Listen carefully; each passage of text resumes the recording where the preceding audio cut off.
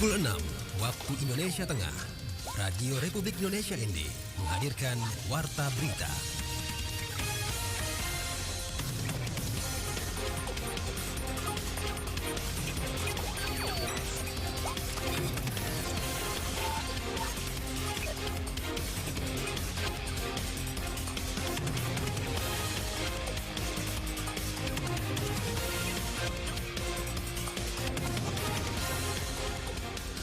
Selamat pagi saudara, Anda mendengarkan Warta Berita edisi Sabtu 14 Oktober 2023 dengan Sari Berita. Dinas Kepemudaan dan Olahraga Kabupaten ND gelar pelatihan wira usaha muda YouTuber bagi 20 pelajar yang mewakili 10 sekolah di Kabupaten ND. Dalam upaya membentuk karakter dan jiwa kepemimpinan, OSIS SMP Negeri 2 ND melaksanakan latihan kepemimpinan tingkat dasar bagi peserta didik. Bersama saya Rizwan Sumi, inilah berita selengkapnya.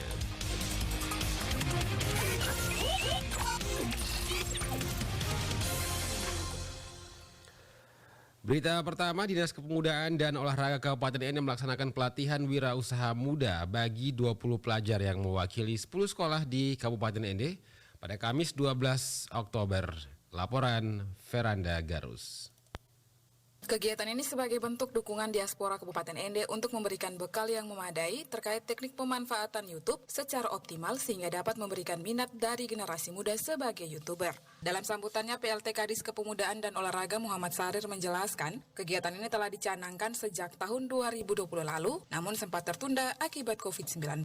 Menurutnya, seiring dengan perkembangan teknologi digital saat ini, para generasi muda dituntut untuk lebih kreatif dalam menyajikan konten di media sosial. Pelatihan ini telah dirancang dengan tujuan memberikan pengetahuan, keterampilan, dan wawasan yang diperlukan untuk menjadi seorang YouTuber yang sukses dan berpengaruh. Tapi usahakan adik-adik ini setelah dapat pelatihan ini mengeluarkan konten-konten yang bermanfaat lah. Apalagi ini di kalangan pendidikan, mungkin adik-adik bisa sekaligus bisa mempromosikan lembaga yang di mana adik berada. Mungkin ada kegiatan-kegiatan positif di sekolah, mungkin bisa naikkan ke YouTube seperti itu. Lanjutnya, pada saat pelatihan, para siswa ini akan diajarkan terkait teknik pembuatan konten yang menarik, optimisasi video, dan interaksi dengan audiens. Selain itu akan diajarkan etika dalam konten digital dan bagaimana menjaga keselamatan maupun privasi dalam ruang digital yang terbuka. Nah, ini yang perlu adik-adik dalami. Karena kadang-kadang akun-akun palsu banyak masuk. Karena orang sadap kita punya akun, orang masuk apa macam, itu yang perlu. Jadi adik-adik sekarang berada di era yang benar-benar. Era milenial, era digital yang segala macam dimudahkan.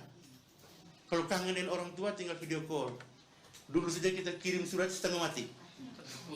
Kantor pos seperti itu. Jadi oleh karena itu saya mengharapkan kepada adik-adik benar-benar ikuti secara baik. Pelatihan ini diharapkan menjadi agenda tetap bagi generasi muda di Kabupaten ND, sehingga menjadi bekal bagi mereka pada saat mencari pekerjaan dengan menyajikan konten-konten yang berkualitas agar menjadi nilai tambah bagi mereka. RRI ND, Veranda Garus melaporkan.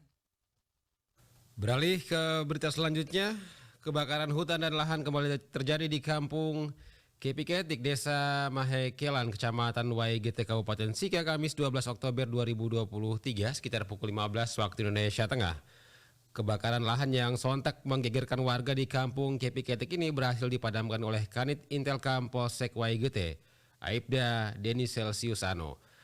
Kanit Intelkam Polsek YGT, Aibda Deni Celsius Ano melakukan pemadaman terhadap kebakaran hutan tersebut dengan menggunakan ranting pohon. Kapolsek YGT Ibtu Iwayan Artawan melalui Kanit Intelkam Polsek YGT mengatakan bahwa luas lahan terbakar kurang lebih 1,5 hektar dengan jarak antara lokasi kejadian dan pemukiman masyarakat Kepiketik sekitar 600 meter. Ia mengatakan untuk penyebab kebakaran belum dapat dipastikan dan dalam penyelidikan anggota Polsek YGT, menurutnya kejadian kebakaran tersebut diduga sengaja dibakar oleh masyarakat sekitar untuk lebih mudah mencari kayu api dan pada saat berburu agar tidak ada hambatan. Selain itu, di lokasi kejadian tersebut setiap tahunnya sering terjadi kebakaran hutan dan masyarakat sekitar menganggap bahwa kejadian tersebut adalah hal yang biasa. Sehingga pada saat terjadi kebakaran hutan di lokasi tersebut, masyarakat hanya menonton dan membiarkan api terus meluas dan tidak ada upaya untuk memadamkan api. Anggota Komisi 10 DPR RI Dr. Andreas Hugo Parera saat melakukan kunjungan kerja di daerah pemilihan wilayah Flores, Lembata, Alor, memberikan beasiswa Kartu Indonesia Pintar Kuliah Aspirasi bagi mahasiswa. Laporan Rovinus Wula. Anggota Komisi 10 DPR RI Andreas Hugo Pereira saat melakukan kunjungan kerja di daerah pemilihan wilayah Flores Lembata Alor memberikan beasiswa Kartu Indonesia Pintar Kuliah Aspirasi bagi mahasiswa. Tahun 2023 ada 500 mahasiswa yang menerima beasiswa Kartu Indonesia Pintar KIP Aspirasi di wilayah Flores Lembata dan Alor, dan beasiswa diberikan kepada mahasiswa yang terdaftar di 13 perguruan tinggi termasuk Universitas Flores dan STPM Santa Ursula Ende. Pembagian sertifikat KIP Kuliah Aspirasi mulai dari Labuan Bajo dan akan berakhir di Kabupaten Alor. Sementara di Ende, pembagian sertifikat KIP Kuliah Aspirasi berlangsung di Aula Hotel Flores Mandiri, Kamis 12 Oktober 2023. Dalam sambutan saat penyerahan sertifikat, Andreas Hugo Pereira mengucapkan selamat kepada 52 penerima KIP Kuliah Aspirasi. Andreas Hugo Pereira mengatakan bahwa beasiswa diberikan setelah melalui proses seleksi yang ketat dengan kriteria melibatkan potensi dan kualifikasi akademik yang baik, motivasi tinggi untuk maju, dan dari keluarga yang kurang mampu secara ekonomi. Kepada RRI, Andreas Hugo Pereira mengatakan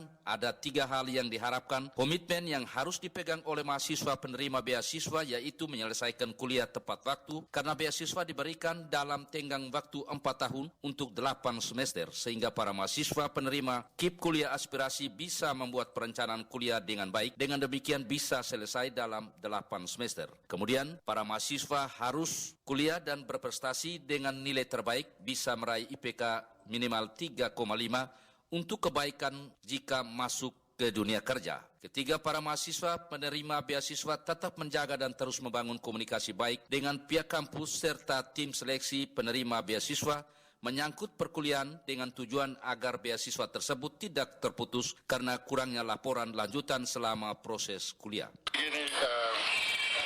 Seperti di dalam sambutan tadi saya sampaikan bahwa 3 hal yang saya harapkan dan saya minta komitmen dari para penerima kuliah aspirasi ini.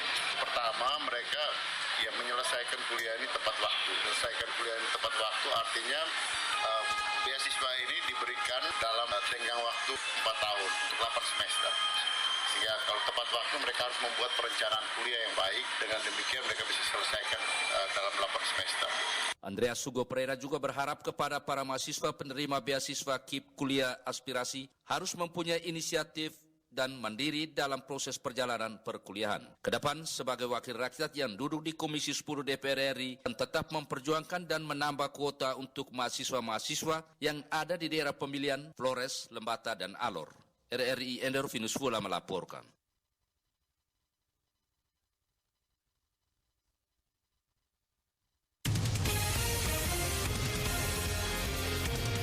Anda sedang mendengarkan Warta Berita RRI ND.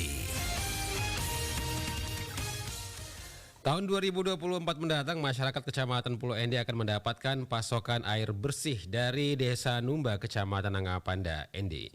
Demikian disampaikan Camat Pulau Ende Ahmad Abdurrahman SP kepada RRI. Camat Pulau Ende mengungkapkan rencana pendistribusian air tawar bersih tersebut telah disepakati pemerintah Kabupaten Ende dalam rancangan pembangunan daerah tahun 2024 mendatang.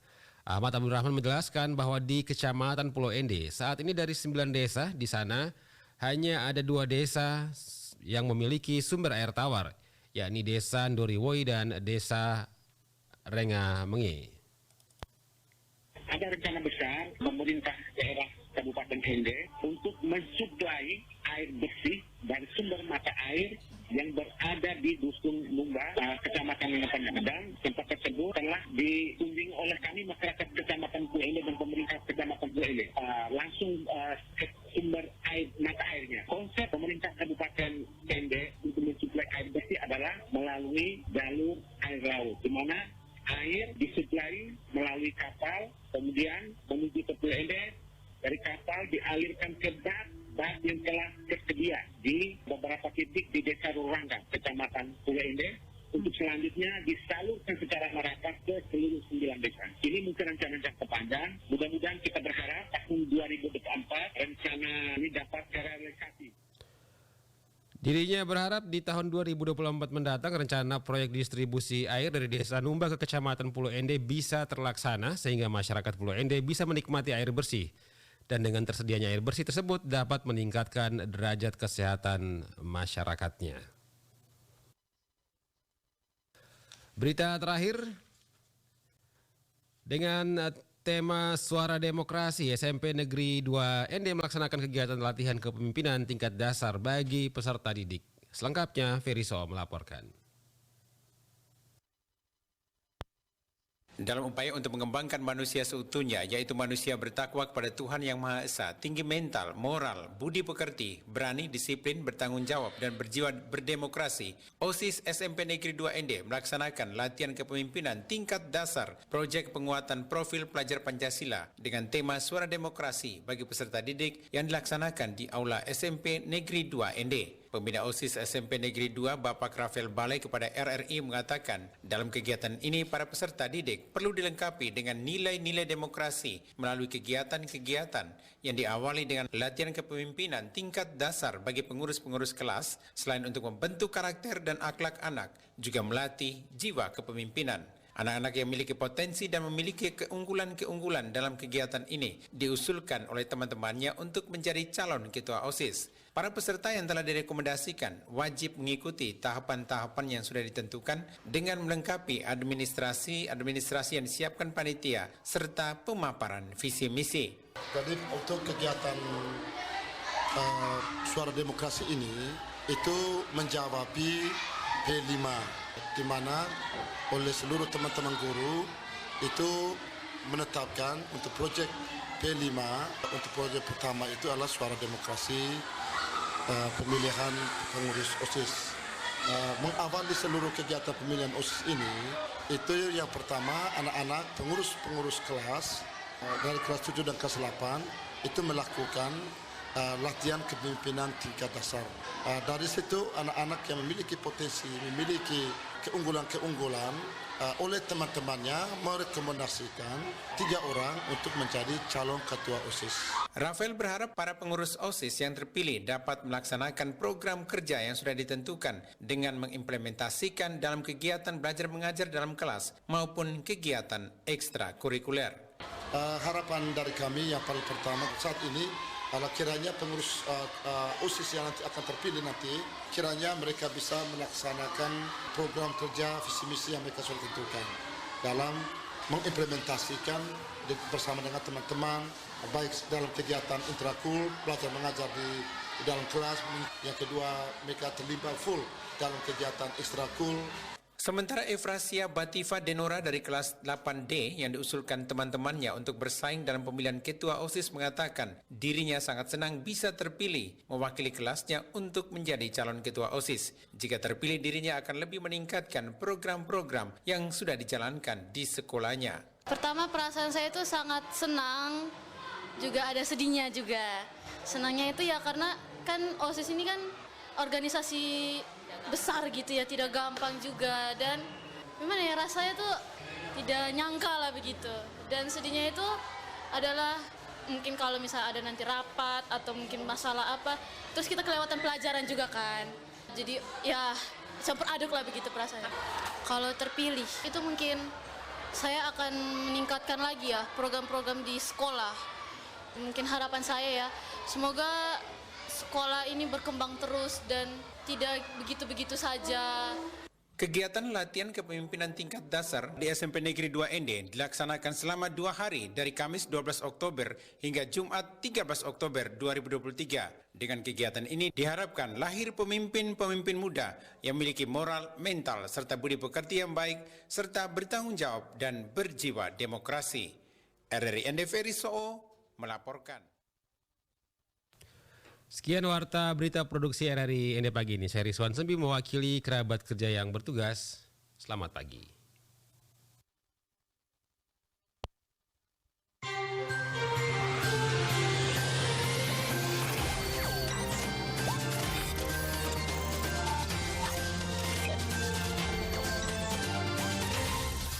Terima kasih Anda telah mengikuti warta berita RRI ND.